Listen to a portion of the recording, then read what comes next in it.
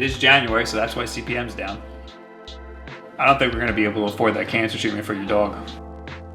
I don't have a dog. Shut the f up for a second. The hell is that?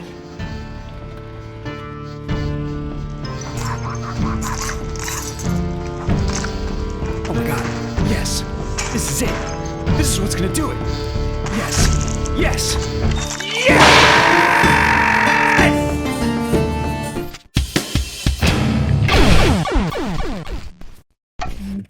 If you know this channel, you know how much I love indie side-scrollers. Probably to my detriment. Today we're talking about a game called Caveblazers, which will one day eventually make it into one of my cheap eShop games actually worth playing list because it's under $15. Actually, right now, it's only $11.99 and it's not even out yet. It's a 2D roguelike action platformer and it draws a lot of parallels to another 2D roguelike action platformer that swept the internet last year for weird reasons. Not that Dead Cells isn't good in its own right, it's fantastic, but I haven't heard anything about Caveblazers. Maybe what they need is a good old-fashioned controversy. Damn it, never mind, there's no reviews out yet. You mean I need to make my own content? Roguelikes are nothing new.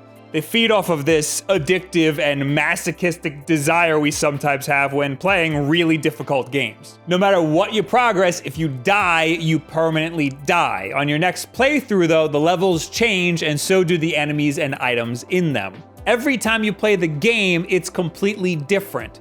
This makes dying a core mechanic of the game. So it's like Dark Souls? No, it's not f***ing like Dark Souls. Okay, I'm sorry. Caveblazers was originally released on Steam in May of 2017. Dead Cells was also released on Steam in May of 2017, but in early access. Now, Caveblazers is coming to the Switch, the optimal place for a game like this because I'm a controller guy and I like the convenient form factor.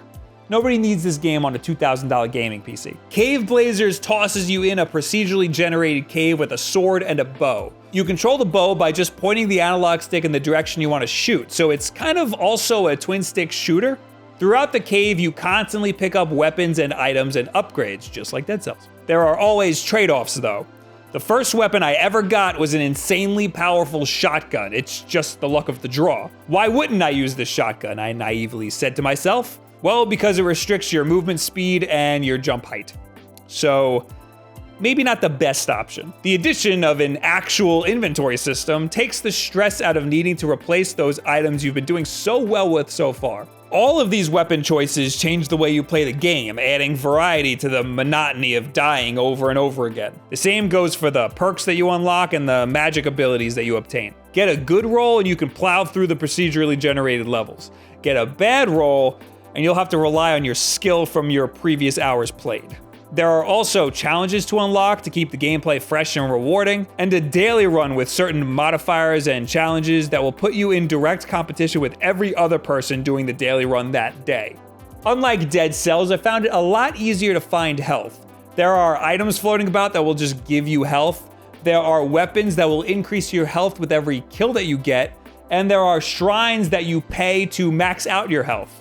Okay, that last one's a lot like Dead Cells. There's more health to be found here though. It just requires a lot of inventory management and planning on your part. You have to earn that reward. Not like Dead Cells though, are the adventurers that you'll meet along the way. They'll join your journey and take the brunt of some of the damage for you, but it would behoove you to try to keep them alive as long as possible. Having an extra sword swinging around is a very valuable asset. Just don't get too attached to them. Perhaps the biggest difference between Caveblazers and Dead Cells is local multiplayer. I don't know about you, but this is exactly the type of game that I would want to play with a friend. If I had one! Being able to share the experience, share the progress, and share the heartbreak of losing all of that progress is something that you don't see often in a game like this. Games where dying is a fundamental mechanic are usually meant to be experienced alone. Usually you're the only one who feels the pressure of a hard battle, not wanting to lose the progress of everything you went through up until that point. Now you can share the triumph together, or the heartbreak. With the cult following that games like Rogue Legacy and Spelunky have, and the huge push in Dead Cells last year, I'm surprised that nobody's really talking about Caveblazers. It leads me to believe that a lot of the hubbub about Dead Cells is because of the controversy and not because of the game. Dead Cells and Caveblazers are both phenomenal games. If you already checked out Dead Cells, you should check out Caveblazers. It comes out this Thursday, January 10th, and right now it's only $11.99. It's something that could be one of the best indie games on the platform because it draws a lot of similarities from some of the best indie games on the platform, and it's half the frickin' price. So if you need more of your roguelike action platformer fix, then check out Caveblazers this Thursday, or right now, depending on when you're watching this. Maybe you're from the future. Tell me life gets better. What do you guys think about Caveblazers or the roguelike action platformer genre as a whole? What would you like to see in a game like this? Leave it in the comments below, at me on Twitter, all this other social media garbage. Yes, this was a sponsored video, but I would never, ever take a sponsorship for something I didn't actually like. I'm not a liar.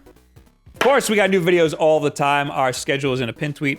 Over on our Twitter, we got Wulff Den Live here on YouTube, and we got streams over on twitch.tv/WulffDen. Don't forget about those too. If you are a supporter on either of those, you link it to your Discord account, and you can get videos like this early. You can also support us with Wulff Den Apparel. Check out this flannel. God damn. But of course, the most support thing you can do is just subscribe. That's it. It's free. And share this video with a friend, another friend who is looking for more games for the Switch and like some indie stuff. Thank you guys very much. Have yourself a good week.